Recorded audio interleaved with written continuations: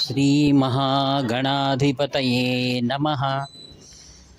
ಶ್ರುತಿಸ್ಮೃತಿಪುರಾಣಾನಾಮಾಲಯಂ ಕರುಣಾಲಯಂ ನಮಾಮಿ ಭಗವತ್ಪಾದಶಂಕರಂ ಲೋಕಶಂಕರಂ. ಅಪಾರ ಕರುಣಾಸಿಂಧುಂ ಜ್ಞಾನದಂ ಶಾಂತರೂಪಿಣಂ ಶ್ರೀಚಂದ್ರಶೇಖರಗುರುಂ ಪ್ರಣತೋಸ್ಮಿ ಮುದಾನ್ವಹಂ.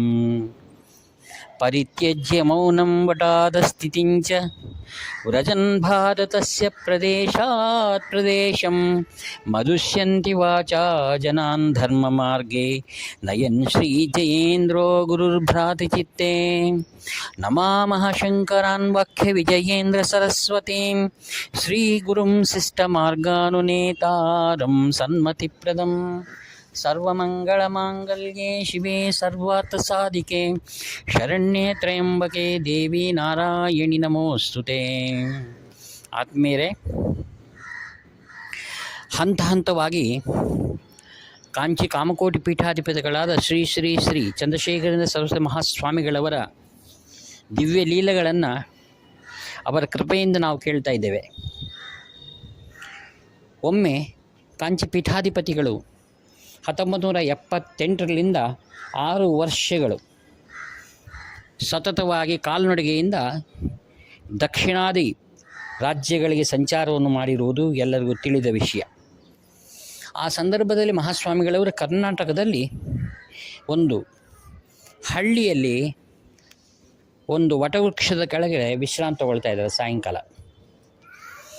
ಅಲ್ಲಿಯ ಹಳ್ಳಿ ಜನರಿಗೆ ತಿಳಿದಿಲ್ಲ ಇವರು ಸಾಕ್ಷಾತ್ ಭಗವಾನ್. ಅವರ ಪುಣ್ಯ ಬಂದು ಎಲ್ಲರೂ ನಮಸ್ಕಾರವನ್ನು ಮಾಡಿ ದರ್ಶನ ಮಾಡ್ತಾ ಇದ್ದಾರೆ. ಅದರಲ್ಲಿ ಒಬ್ಬ ವಯಸ್ಸಾದ ವನಿತೆ, ವೃದ್ಧಳು, ಅವರ ಪರಿವಾರ ಬಂದು ಸ್ವಾಮಿಗಳು ದರ್ಶನ ಮಾಡ್ತಾ ಇದ್ದಾರೆ. ಆಕೆ ಹೇಳ್ತಾ ಇದ್ದಾಳೆ, ನನಗೇನು ಕಾಣಿಸ್ವಲ್ದು, ಯಾರು ಕೂತಿದ್ದಾರೆ ಏನು ಅಂತ ಹೇಳ್ತಾಳೆ. ಆಕೆಯ ಒಂದು ಪರಿಸ್ಥಿತಿಯನ್ನು ತಿಳಿದ ಮಹಾಸ್ವಾಮಿಗಳವರು ಒಳಗಿಂದ ಒಂದು ಟಾರ್ಚ್ ಲೈಟ್ ತರಿಸಿ ತನ್ನ ಮುಖದ ಮೇಲೆ ಹಾಕಿಕೊಂಡು, ಈಗ ನೋಡು ಕಾಣಿಸುತ್ತಾ ಅಂತ ಕೇಳ್ತಾರೆ. ಎಷ್ಟು ಕರುಣೆ ನೋಡಿ.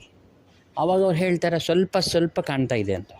ಹಾಗೆ ಇನ್ನೂ ಹತ್ತಿರ ಬಾ, ಎಡಗಡೆ ನಿಂತ್ಕೋ, ಬಲಗಡೆ ನಿಂತ್ಕೋ ಅಂತ ಹೇಳಿ ಒಮ್ಮೆ 3 ಸಲ ವೃಕ್ಷಕ್ಕೆ ಪ್ರದಕ್ಷಿಣೆ ಮಾಡೋ ರೀತಿಯಲ್ಲಿ ಮಾಡ್ತಾರೆ. ಆಶ್ಚರ್ಯ. ಮೂಲತೋ ಬ್ರಹ್ಮರೂಪಾಯ ಮಧ್ಯತೋ ವಿಷ್ಣುರಾತ್ಮನೇ ಅಗ್ರತೋ ಶಿವರೂಪಾಯ ವೃಕ್ಷರಾಜಾಯತೇ ನಮಃ. ಹಾಗೆಯೇ ಗುರು ಬ್ರಹ್ಮ ಗುರುರ್ವಿಷ್ಣು ಗುರುರ್ದೇವೋ ಮಹೇಶ್ವರ ಗುರು ಸಾಕ್ಷಾತ್ ಪರಂ ಬ್ರಹ್ಮ ತಸ್ಮೈ ಶ್ರೀ ಗುರವೇ ನಮಃ. ಗುರುಸ್ವರೂಪನಾದ ದತ್ತಾತ್ರೇಯನಾದ ಮಹಾಸ್ವಾಮಿಗಳವರು ತಮ್ಮ ಅಪಾರವಾದ ಕರುಣೆಯಿಂದ ಆಕೆಗೆ ದೃಷ್ಟಿಯನ್ನು ಅನುಗ್ರಹಿಸಿ ಅವರನ್ನ ಆಶೀರ್ವಾದವನ್ನು ಮಾಡಿ ರಾತ್ರಿಯಲ್ಲಿ ವಿಶ್ರಾಂತಿಯನ್ನು ಮಾಡ್ತಾ ಮುಂದಿನ ಗ್ರಾಮಕ್ಕೆ ತೆರಳಿದರು. ಮತ್ತೊಮ್ಮೆ ಶ್ರೀಗಳ ಹಾಗೆ ಹೋಗ್ತಾ ಇರಬೇಕಾದ್ರೆ ಒಂದು ಹಳ್ಳಿಯಲ್ಲಿ ಇರ್ತಾರೆ. ಅಲ್ಲಿಂದ ಕೆಲವು ವಾಹನಗಳಲ್ಲಿ, ಬಸ್ನಲ್ಲಿ ಕೆಲವು ವ್ಯಕ್ತಿಗಳು ಹೋಗ್ತಾ ಇದ್ದಾರೆ. ಅಲ್ಲಿಗೆ ಯಾರೋ ತಿಳಿಸಿದರು, ಯಾರೋ ಸಾಧುಗಳು ಬಂದಿದ್ದಾರೆ, ಇಲ್ಲಿ ಕೂತಿದ್ದಾರೆ ಅಂತ. ಸಹಜವಾಗಿ ಹಳ್ಳಿಯ ಜನರಿಗೆ ಒಂದು ಕುತೂಹಲ, ಶ್ರೀಗಳ ದರ್ಶನ ಮಾಡೋಣ, ಅದು ಪಾಪ ನಮ್ಮ ಪರಿಹಾರ ಆಗುತ್ತೆ ಅಂತ ಅವ್ರು ಬಂದು ಒಬ್ಬೊಬ್ಬರಾಗಿ ಬಸ್ನಿಂದ ಇಳಿದು ನಮಸ್ಕಾರವನ್ನು ಮಾಡ್ತಾ ಇರ್ತಾರೆ. ಆದರೆ ಒಬ್ಬರು ಮಾತ್ರ ನಿರಾಶೆಯಿಂದ ಬಸ್ನಲ್ಲಿ ಹಾಗೆ ಕೂತಿದ್ದಾರೆ.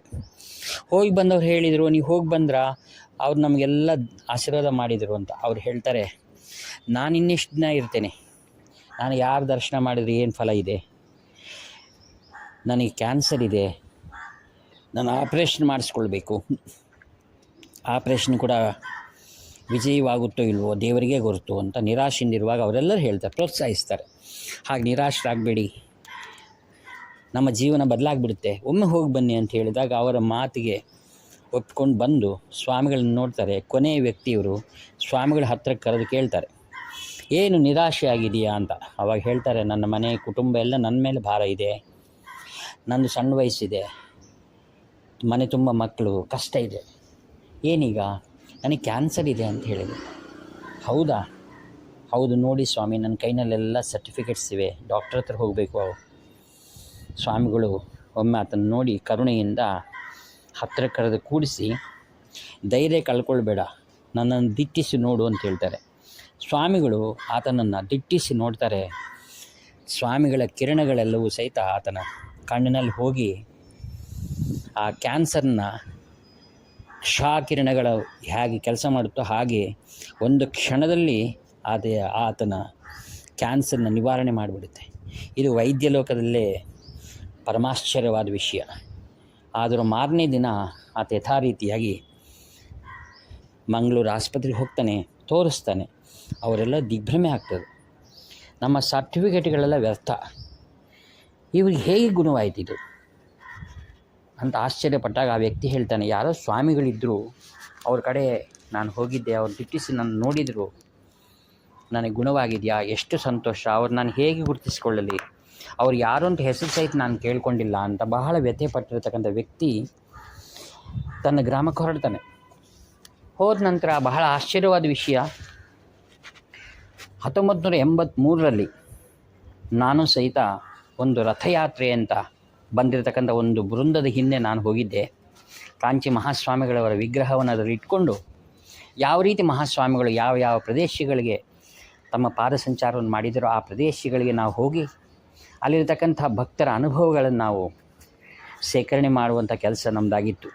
ಆ ಸಂದರ್ಭದಲ್ಲಿ ನಾವು ರಥ ಮುಂದಕ್ಕೆ ಹೋಗ್ತಾ ಇರಬೇಕಾದ್ರೆ ಸ್ವಾಮಿಗಳ ವಿಗ್ರಹ ಇರತಕ್ಕಂಥ ಒಂದು ರಥವನ್ನು ನೋಡಿರ್ತಕ್ಕಂಥ ಒಬ್ಬ ವ್ಯಕ್ತಿ ಓಡಿ ಬಂದು, ಓ ಮಹಾಸ್ವಾಮಿಗಳು, ಸಾಷ್ಟಾಂಗ ವಂದನೆಯನ್ನು ಮಾಡಿ ಹೊರಳಾಡಿ, ಇವರು ಯಾರು ಏನು ಅಂತ ಕೇಳ್ತಾ, ಅಪ್ಪ ಇವರು ಕಾಂಚಿ ಪರಮಾಚಾರ್ಯರು, ಅದ್ಭುತವಾದ ಲೀಲೆಗಳು ಮಾಡಿದ್ದಾರೆ ಅಂತ. ಹೌದು, ನನ್ನ ಜೀವನದಲ್ಲಿ ಹೀಗೆ ಆಗಿದೆ ಅಂತ ಬಹಳ ಸಂತೋಷದಿಂದ ಹೇಗಾದರೂ ಮಾಡಿ ರಥವನ್ನು ನಮ್ಮ ಮನೆ ಕಡೆ ಕರ್ಕೊಂಬರಬೇಕು ಅಂತ ಹೇಳಿ ಬಹಳ ಕೇಳ್ತಾರೆ. ಇಲ್ಲ, ನಮ್ಮ ರಥದ ಇದರೊಳಗೆ ನಿನ್ನ ಗ್ರಾಮದ ಹೆಸರಿಲ್ಲ, ಇಲ್ಲ ತಾವು ಬರಲೇಬೇಕು ಅಂತ ಹೇಳಿದ. ನಾವು ಸಿಬ್ಬಂದಿಯವರು ಒಪ್ಕೊಂಡು ಆ ಪ್ರಾಂತಕ್ಕೆ ಹೋದ್ವಿ.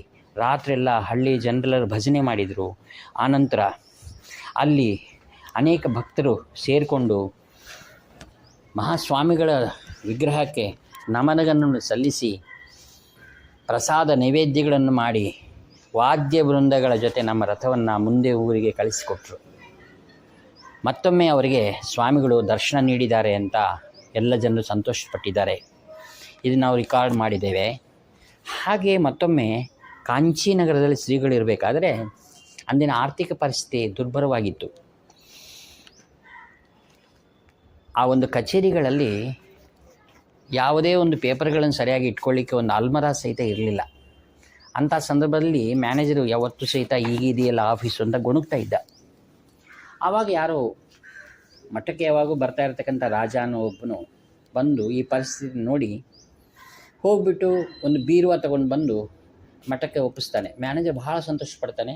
ಈ ಸಂತೋಷ ಸುದ್ದಿ ತಿಳಿಸ್ಬೇಕು ಅಂತ ಶ್ರೀಗಳಲ್ಲಿ ಹೋಗಿ ಒಂದು ಬೀರುವ ತಂದು ಕೊಟ್ಟಿದ್ದಾರೆ ರಾಜ. ಓ ಹೌದಾ, ಬಂದು ನೋಡ್ತಾರೆ ಬೀರುವನ ಸ್ವಾಮಿಗಳು. ನೋಡಿ, ರಾಜ ನನ್ನ ಕಡೆ ಒಮ್ಮೆ ಕಳಿಸು ನಾಳೆ ಅಂತ ಹೇಳ್ತಾನೆ.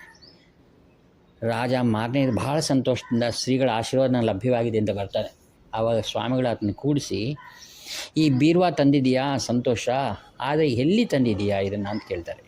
ಅವ ಹೇಳ್ತಾನೆ, ಇಲ್ಲ ಹರಾಜು ಹಾಕ್ತಾಯಿದ್ರು, ಅದು ಬಹಳ ಶೋವಿನಲ್ಲಿ ಸಿಕ್ತು, ನಾನು ತಂದಿದ್ದೀನಿ ಅಂತ. ಸ್ವಾಮಿಗಳು ಹೇಳ್ತಾರೆ, ಇದನ್ನು ನೀನು ಆ ಯಜಮಾನರು ಯಾರಲ್ಲಿದ್ದರೋ ಅವ್ರಿಗೆ ಇದನ್ನು ಅರ್ಪಣೆ ಮಾಡಿಬಿಡು, ನಮಗೆ ಈ ಬೀರುವ ಬೇಡ ಅಂತ ಹೇಳ್ತಾರೆ. ಯಾಕೆ ಅಂತ ಯಾರು ಉತ್ತರ ಕೇಳಬೇಕು ಸ್ವಾಮಿಗಳಿಗೆ. ಸರಿ ಆಗಲಿ ಅಂತ ನಿರಾಶೆಯಿಂದ ಆ ಬೀರುವನ್ನು ಮತ್ತೆ ಸಾಗಿಸಿಕೊಂಡು ಯಾರು ಈ ಬೀರುವ ಯಾಲಂನಲ್ಲಿ ಯಜಮಾನರು ಕಳ್ಕೊಂಡಿದ್ನೋ ಆತನಿಗೆ ರಾಜ ಸಮರ್ಪಣೆ ಮಾಡಿ ಹೇಳ್ತಾನೆ, ಇದನ್ನು ಶ್ರೀಗಳು ನಿಮಗೆ ವಾಪಸ್ ಕೊಡು ಅಂತ ಹೇಳಿದ್ದಾರೆ ಅಂತ. ತಿರುಗಿ ಮಠಕ್ಕೆ ಬಂದ ನಂತರ 2 ದಿನಗಳ ಆದಮೇಲೆ ಶ್ರೀಗಳು ರಾಜ ಮತ್ತು ಮ್ಯಾನೇಜರ್ನ ಕರೆಸಿ ಹೇಳ್ತಾರೆ, ನಾನು ಯಾಕೆ ಆ ಬೀರುವ ವಾಪಸ್ ಕೊಟ್ಟೆ ಗುರುತಾ? ಸಹಜವಾಗಿ ಆಸ್ತಿವಂತರು ಸಾಲ ಮಾಡ್ಕೊಂಡಿರ್ತಾರೆ. ಆ ಸಾಲ ತೀರಿಸಲಿಕ್ಕೆ ತಮಗೆ ಇಷ್ಟ ಇದ್ದರೂ ಇಲ್ಲದೇ ಇದ್ದರೂ ತಮ್ಮ ಬೆಲೆ ಬಾಳುವಂತಹ ವಸ್ತುಗಳನ್ನು ಈ ರೀತಿಯಾಗಿ ಹರಾಜಿನಲ್ಲಿ ಹಾಕಿಸ್ಕೊಳ್ತಾರೆ. ಆನಂತರ ಅವರು ವ್ಯಥೆ ಪಡ್ತಾರೆ, ಇಂಥ ವಸ್ತುಗಳು ನಮ್ಮಲ್ಲಿದ್ದು ಈ ವಸ್ತುಗಳೆಲ್ಲ ಇಲ್ಲಿ ಉಪಯೋಗಿಸ್ತಿದ್ವಿ, ಆ ಒಂದು ಜ್ಞಾಪಕದಲ್ಲಿ ಅವರು ಮುಳುಗಿರ್ತಾರೆ.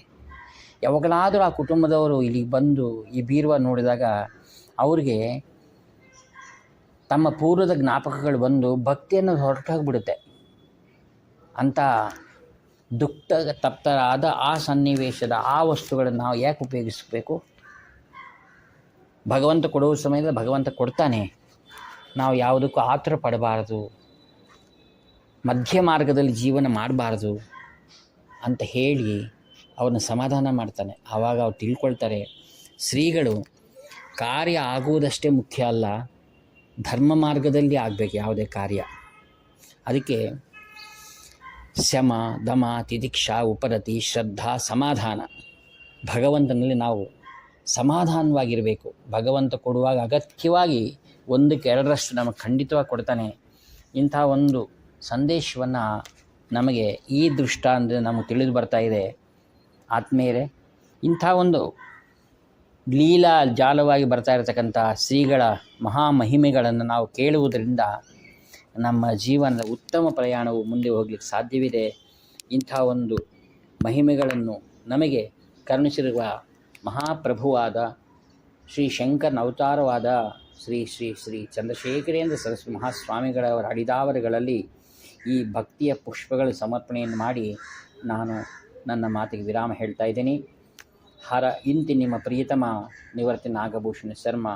ಹರ ಹರ ಶಂಕರ ಜಯ ಜಯ ಶಂಕರ. ಹರ ಹರ ಶಂಕರ ಜಯ ಜಯ ಶಂಕರ. ಹರ ಹರ ಶಂಕರ ಜಯ ಜಯ ಶಂಕರ.